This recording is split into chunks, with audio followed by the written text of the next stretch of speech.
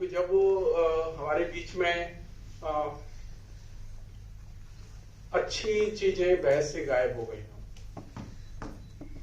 और अचानक पौष्टिक चीजें आ जाए, आदत ही नहीं, हम तो बर्गर वाले लोग हैं, पुष्ट खाना हेल्दी खाना खाने की आदत ही नहीं है। और ये जो है ये पुष्ट खाना है जो अभी दोनों मैं वो साकों में होती।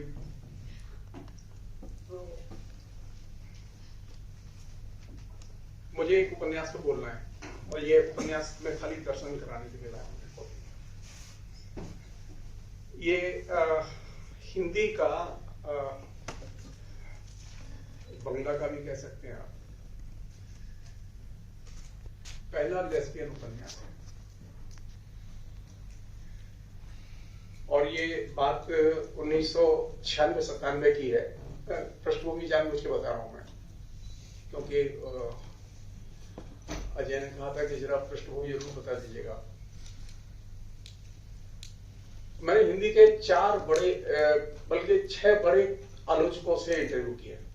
जब मैंने ये तय किया कि मैं स्त्री साहित्य में लिखना चाहता हूं तो मैं जानता नहीं था। उसमें नामवर सिंह थे, उसमें चंद्रवली सिंह थे, उसमें और भी लोग थे। और उसमें मैंने 6 बड़ी हिंदी की लेखिकाओं के भी इंटरव्यू किए, सिर्फ ये जानने के लिए कि औरतें उनके नाम जो लिखती रही हैं, मैं उनको जानना चाहता था। लेकिन आपको जान के आश्चर्य होगा कि मेरे लिए सबसे शॉकिंग था ये कि किसी के पास में भी 10 से ज्यादा लोगों के नाम नहीं थे।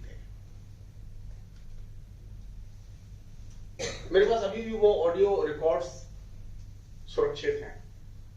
मैंने कभी उन्हें पब्लिश नहीं किया क्योंकि वो हमारे लेखकों के सम्मान की बात थी। लेकिन मुझे उससे एक सबक मिला कि औरतें जो लिखती रही हैं उसे हमारे बुद्धिजीवी और बड़े बुद्धिजीवी वो एकदम नहीं जानते। मैं किसी तरह से नेशनल लाइब्रेरी में घुसा। अब वहां मुश्किल ये थी कि आप स्लिप काउंटर पे दे दीजिए। अब वो हिंदी वाला सेक्शन बड़ा मुझे धूल भरी और कोई आता ही नहीं था, तो उन्हें लगा कि पागल है ये आदमी आ गया यहाँ। तो मैं अपने 1-2 स्टूडेंट को भी मोबिलाइज करके ले गया था, जिससे कि ये ना लगे मैं अकेला रहता हूँ, तो थोड़ा भीड़-भाड़ हलचल रहनी चाहिए। तो उससे लगा कि रोज ही आ जाता। अच्छा, वो मुझे हमेशा जब भी कोई स्लिप भेजूं वो हमेशा बता दे कि किताब नहीं है। मैंने पीछा नहीं छोड़ा और अल्टीमेटली जो काउंटर पे व्यक्ति था उसने कहा जी अब आप रोज देना बंद कर दीजिए, आप अंदर चले जाइए। और मैं रैक तक सीधे पहुंच गया और ये मेरी सबसे बड़ी उपलब्धि थी।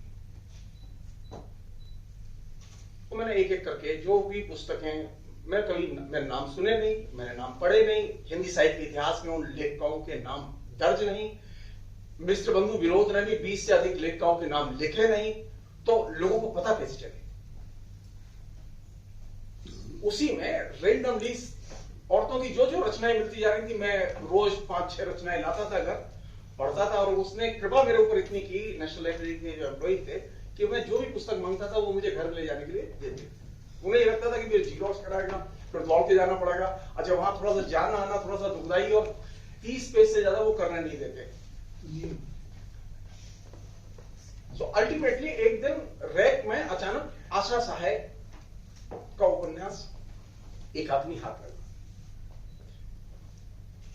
हाउसवाइफ,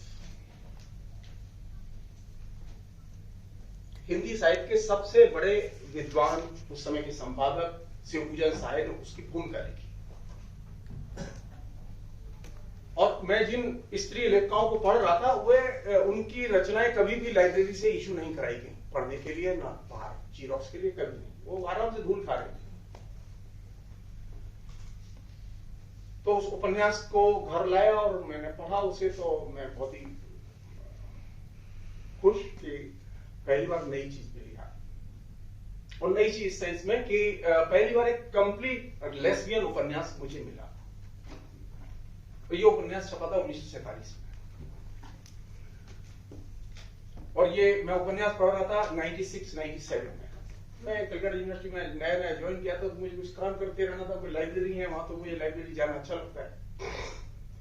सो अल्टीमेटली अच्छा, मैं लेस्बियन थ्योरी नहीं जानता था, आलोचना नहीं जानता था, मैं फेमिनिज्म की भी लिटरेरी क्रिटिसिज्म की थ्योरियां नहीं जानता था, मेरा एक एडेड था ये।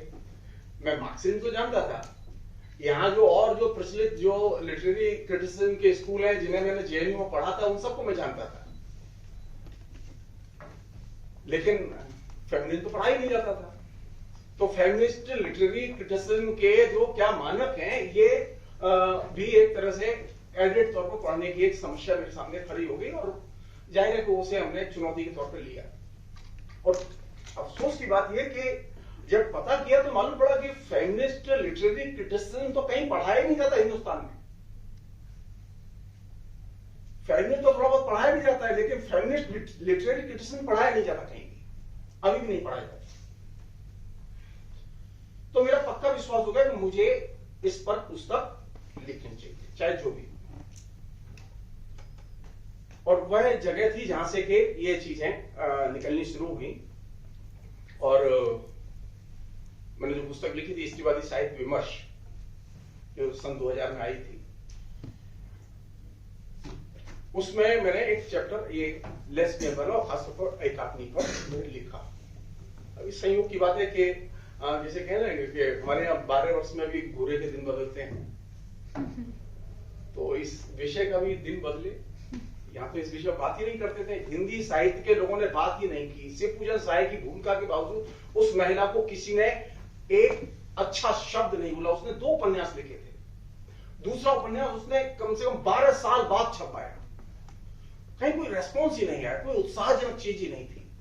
तो हमारे यहाँ जो हालत है वो ये कि अगर कोई लेखिका लिखती है, महिला लिखती है, तो हम उसे प्रेज नहीं करते, उसकी प्रशंसा नहीं करते। मुझे बंगाल इस मामले में रह रह के याद आता है, और हिंदी भाषी क्षेत्र को लेकर मेरे अंदर बहुत गुस्सा अंदर से पैदा होता है। बंगाल में आप सामान्य सी बात बोलिए, और बहुत ही खराब ही कंटेंट वाइज हो भले, तब भी लोग सुन रहे हैं, खूब भालो बोले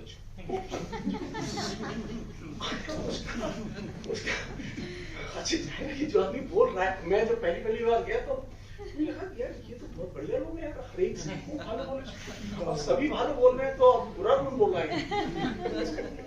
सोचिए, बंगाल बहुत ज्यादा दूर नहीं है हिंदी भाषी क्षेत्र से, लेकिन हमने प्रशंसा करना नहीं सीखा। अब नेट आउटकम क्या है हमारे बीच में? एकांकनी उपन्यास लिखने वाली महिला, जो कि बहुत ही बेहतरीन उपन्यास जिसने लिखा, उस पर कोई कमेंट्स नहीं।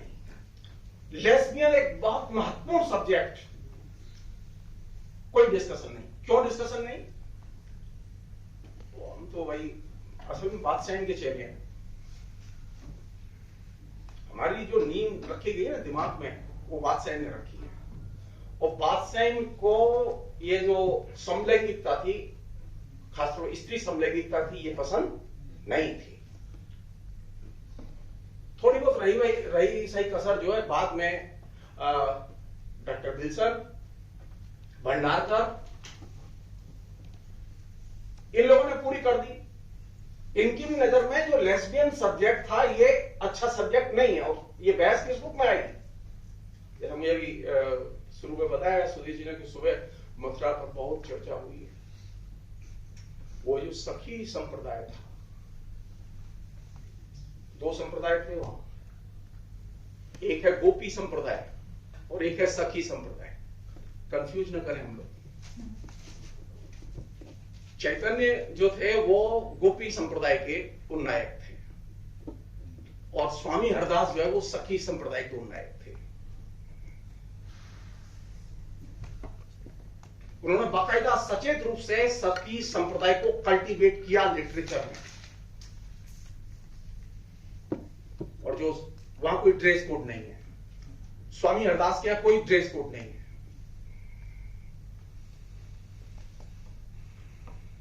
दिलचस्प बात बता रहा हूं उपेक्षा की। आज भी आप मथुरा जाइए, सैटरडे संडे कभी भी चले जाइए, तो वृंदावन में आपको कम से कम 30 लाख लोग मिलेंगे। लेकिन स्वामी हरदास के आश्रम पर आपको 30 लोग नहीं मिलेंगे। कहां? सब बांकी बिहारी के मंदिर।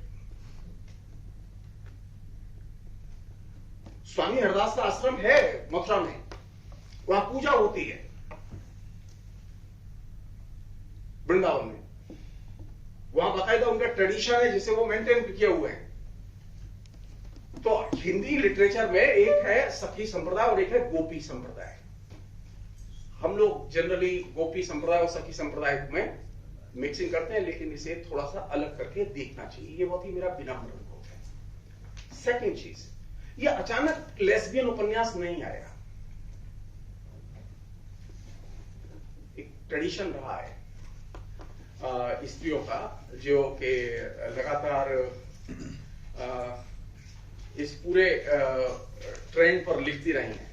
मैंने जब पुस्तक लिखी थी तो मैंने ये बात उस समय ही लिखी थी, और क्योंकि डिस्कशन में अब आज पहली बार इधर आई है पब्लिक डोमेन में यहाँ, तो मैं उसे साझा कर रहा हूं आपसे।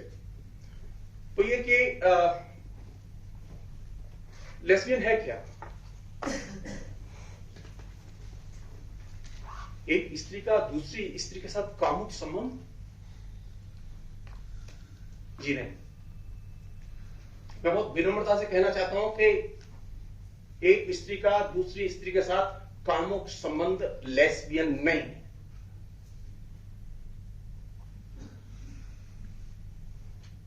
फेमिनिस्ट स्कूल में जो लेस्बियन आलोचिकाएं थी वो तो इधर के दौर में आई हैं,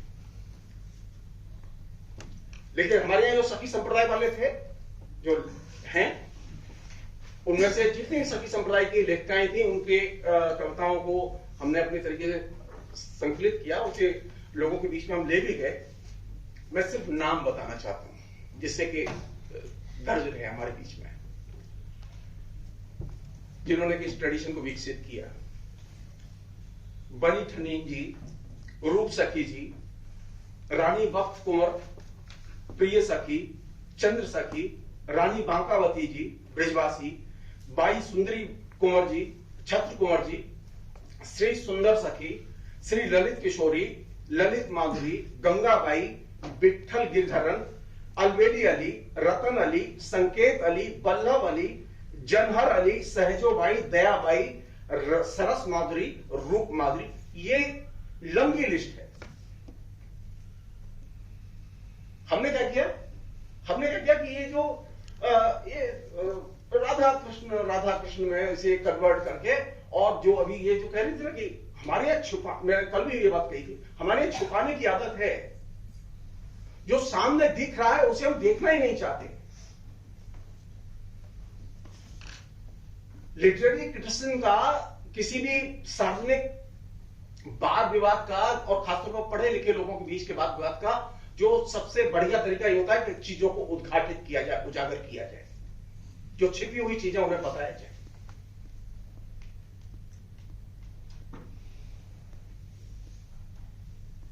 हमें यह देखना चाहिए कि हमारे यहाँ जो ट्रेडिशन में ऐसी स्त्री लेखिकाएं रही हैं जिन्होंने के अपने को स्त्री के साथ में केंद्र में रख के लिखा है। तो हमने चर्चा ही नहीं की, जिसमें ये एक खाली नमूने के तौर पर बता रहा हूं। ये जो रानी बख्त कुंवर जो है, ये इनकी कम से कम 1 दर्जन किताबें हैं। अच्छा, मजाल है कि आप ये लिटरेरी क्रिटिसिज्म के दायरे में इसे ले आए किसी को भी, क्योंकि मेरी दुकान चल रही है, मैं प्रोफेसर हूं, मैं पढ़ाता हूं, मैं तय करता हूं हिंदी आलोचना में क्या पढ़ाया जाएगा, क्या नहीं पढ़ाया जाएगा। मैंने इस स्त्री को दाखिल ही होने नहीं दिया। पहली बार ऐसा हुआ है, जानते हैं, कि 2 महिलाएं बोली हैं और मैं बहुत ही, जिसे कहें, मैं सबसे ज्यादा सुकून की स्थिति में था। मैं अंतर क्या होता है, हम बोलते हैं, ये सुनती हैं, ज्ञान तो मेरे पास है, अधिकारी तो मैं हूं, ये कैसे हो सकती है अधिकारी? ठीक है, प्रोफेसर होंगी, लेकिन बताएंगे तो कौन? बिपिन चंद्रा। ये जो मेल जो दृष्टि है, वो आपकी एकेडमिक्स के पूरे खासतौर पर इस डिस्कोर्स को प्रभावित करती रही है। पहली चीज। दूसरी चीज जिसे मैं, चूंकि लोग बहुत ही, मैंने सुना है कि पिछले सेशन में बहुत ज्यादा गर्म बात हुई है, और मैं प्रेमटिव ढंग से वो तैयार करके लाया था, लेकिन वो काम लग गई मेरे।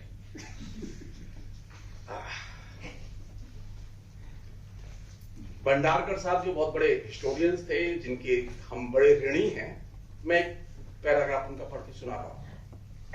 सखी संप्रदाय पर उनकी राय क्या है। मैं 5-7 मिनट लूंगा ज्यादा से ज्यादा उसी पर, उपन्यास पर, ज्यादा नहीं होगा। कारण क्या है कि मसला बहुत सीरियस है ये।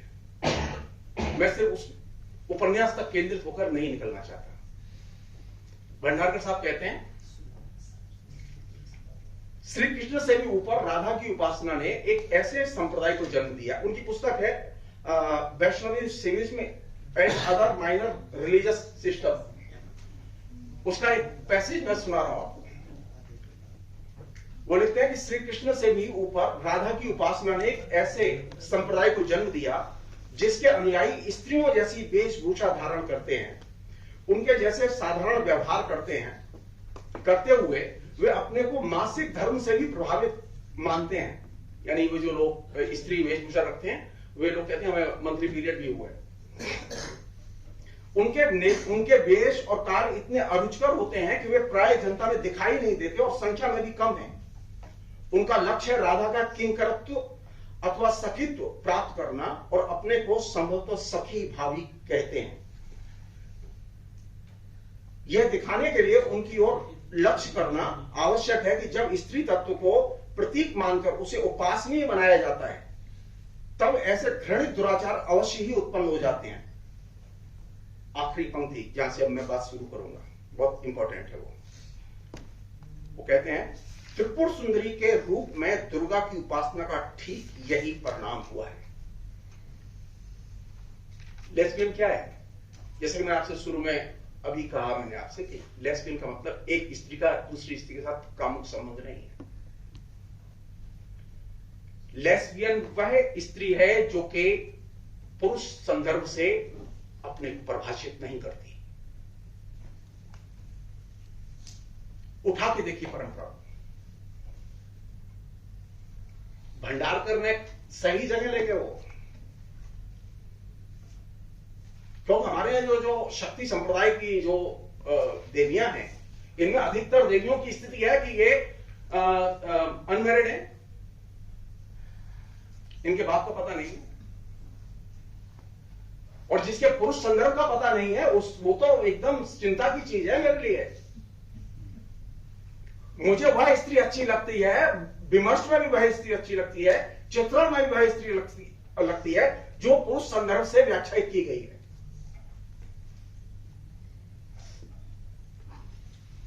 तो लेस्बियन में कौन लोग आते हैं?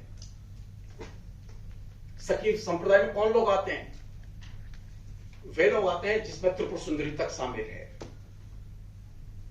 क्योंकि यहां तो कोई चीज आध्यात्मिक रूपों के जरिए, प्रतीकों के बिना तो होती नहीं है, तो जाहिर है कि उनको शामिल करना जरूरी है। एक अन्य चीज जो कि बहुत ही जरूरी चीज है, वो ये कि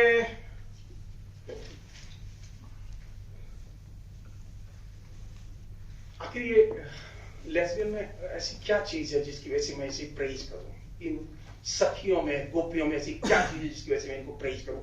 इन औरतों में ऐसी क्या चीज है जिसको मैं प्रेज करूं? इनका शरीर, सेक्स, इनका अच्छा व्यवहार? जी नहीं।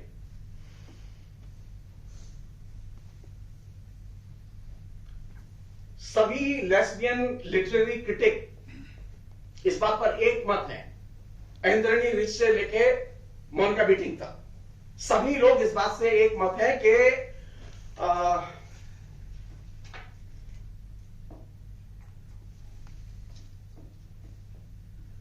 लेस्बियन स्त्री वह है जो ऊर्जा से भरी हुई है।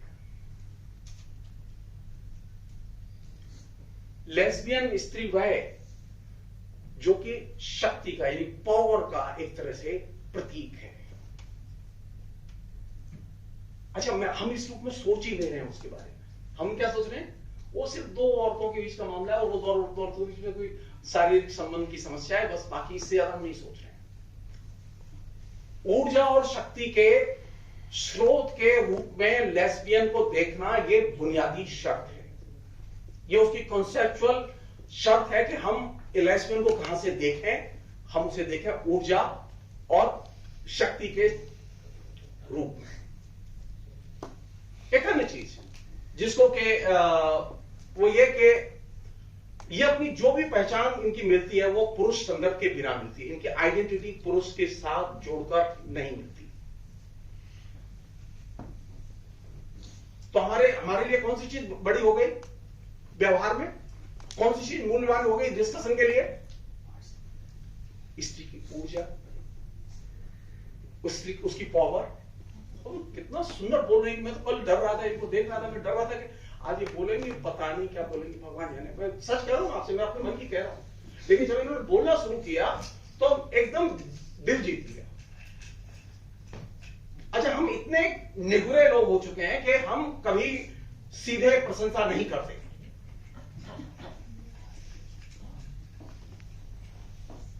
पढ़ते हैं ना, प्रशंसा करेंगे तो छोटे ना हो जाएंगे।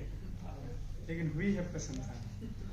इसका एक बड़ा कारण यह है कि हमने अपने बीच में जो चीज मैं शेयर करना चाहता हूं, शेयरिंग, अनुभूतियों से लेके बाकी चीजों में शेयरिंग का जो भाव है वो बहुत इंपॉर्टेंट भाव है जो लेस्बियन के अंदर है। वो इमोशनल शेयरिंग करती है, वो आइडियोलॉजिकल शेयरिंग करती है। और आखिरी एक दो बात मैं उपन्यास के बारे में, क्योंकि 2-1 मिनट मेरे हाथ में, वो ये कि ये जो उपन्यास है, इस उपन्यास में 7 कैरेक्टर हैं, इनमें 5 कैरेक्टर महिलाएं हैं। और जो इसमें जो हीरोइन है वो 2 हैं। मजेदार बात यह है कि उसमें जो मेजर कैरेक्टर है वो पॉलिटिक्स में पार्टिसिपेट नहीं करती, लेकिन बाकी सब कैरेक्टर पॉलिटिक्स में पार्टिसिपेट करते हैं। सारे कैरेक्टर जो है फ्रीडम मूवमेंट में पार्टिसिपेट करते हैं। लेस्बियन, आशा साहेब को ये पता नहीं था कि जो मूल चरित्र है वो मूल चरित्र पॉलिटिक्स में पार्टिसिपेट क्यों नहीं करता। वो इसके तर्क को नहीं जानती थी। लेकिन ज्यादातर जो लिटरेरी क्रिटिसिज्म है लेस्बियन का, वो इस बात पर जोर देती है कि लेस्बियन कैरेक्टर को पॉलिटिकल नहीं होना चाहिए।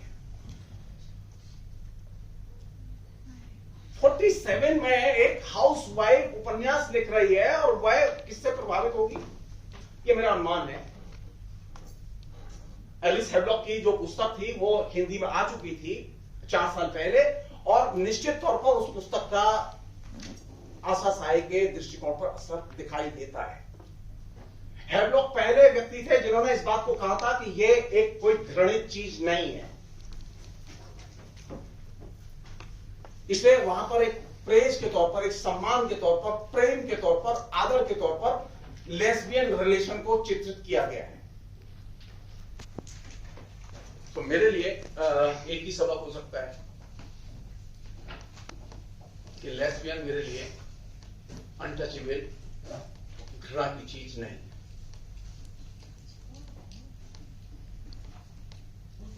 मैं उसे एक कामुक संबंध के तौर पर न देखूं।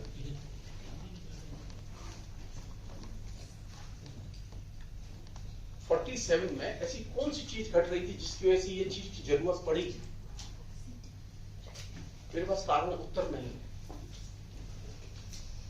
हाँ, एक चीज घट रही थी जो कि मैंने कहा कि वो सती संप्रदाय में एक ट्रेडिशन था, लेकिन दूसरी चीज घट रही थी जो कि डिस्कोर्स से बाहर है, जो कि मुझे बाद में पता चली। वो मैं मेंशन करके बात खत्म कर रहा हूं क्योंकि टाइम नहीं। उर्दू साहित्य की एक कहानी का तो खूब जिक्र होता है यहां पर, लिहाफ का, लेकिन आपको जानकर आश्चर्य होगा कि उर्दू साहित्य में बड़े पैमाने पर लेस्बियन लिटरेचर लिखा गया है।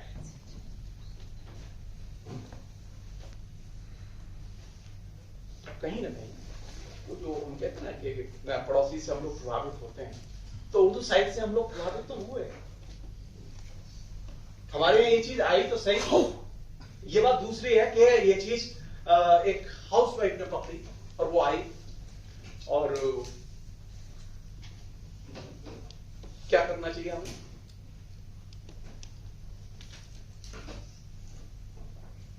एक हाउसवाइफ एक ऐसे विषय पर लिख सकती है जिसको कि सभी लोग एक तरह से नफरत की नजर से देखते हैं, जिस पर कोई बात नहीं करना चाहता। दूसरा जो लेसन जो मुझे लगता है कि हमें मिलता है वो ये कि हमें लिटरेचर लिखते समय, कहानी लिखते समय, उपन्यास लिखते समय उन क्षेत्रों में प्रवेश करना चाहिए जिनके बारे में लोग नहीं जानते। अमूमन होता यह कि हम जब लिखने जाते हैं तो हम वही लिखते हैं जिसे लोग जानते हैं।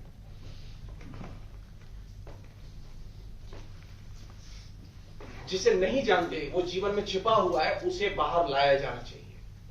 ये छिपा हुआ था, अगर वो बाहर नहीं लाती मुझे वो किताब नहीं मिलती। इसलिए मैं अभय जी का मतलब हृदय से शुक्रगुजार हूं कि उन्होंने मुझे इसको जिसे कहें कि आशा साहे को याद करने का ये अवसर प्रदान किया आपने। और स्त्री चेतना के विकास में लेस्बियन दृष्टिकोण बहुत महत्वपूर्ण भूमिका अदा कर सकता है। ये बात कह के मैं अपनी बात खत्म कर रहा हूं।